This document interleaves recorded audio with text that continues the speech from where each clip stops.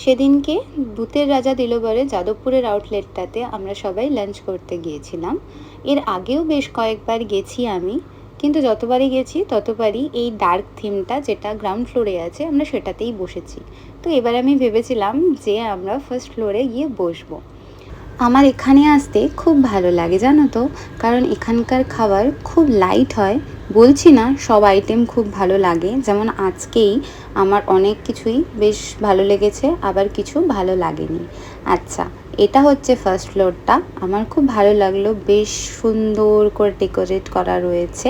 ওখানে একজন মানুষ বসে রয়েছে যেটা দেখতে পাচ্ছি। যাই একটু ওনার কাছে আর কি লেখা রয়েছে একটু দেখি। লেখা রয়েছে শুন্ডি রাজার দরবার ভূতের রাজা দিলবর। বাহ, বেশ ভালো। এবার খাবার দাবারের কথা বলি।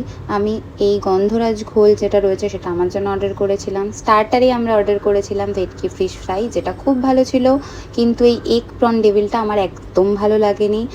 মেইন কোর্সে নিয়েছিলাম বাসন্তী পোলাও, যেটা খুব ভালো ছিল। কাঁচা লঙ্কা চিকেনটাও একটু লাইট বাট খুব ভালোই ছিল। তারপর নিয়েছিলাম পদ্মার ইলিশ ভাপা, যেটাও খুব ভালো হয়েছিল। পিস পোলাওটাও মোটামুটি ভালোই ছিল। যেটা একদম ভালো লাগেনি সেটা হচ্ছে গন্ধরাজ চিংড়ি, যেটা একদমই মনে হয়েছিল টেস্টলেস। বাদ বাকি সব ঠিকঠাকই ছিল।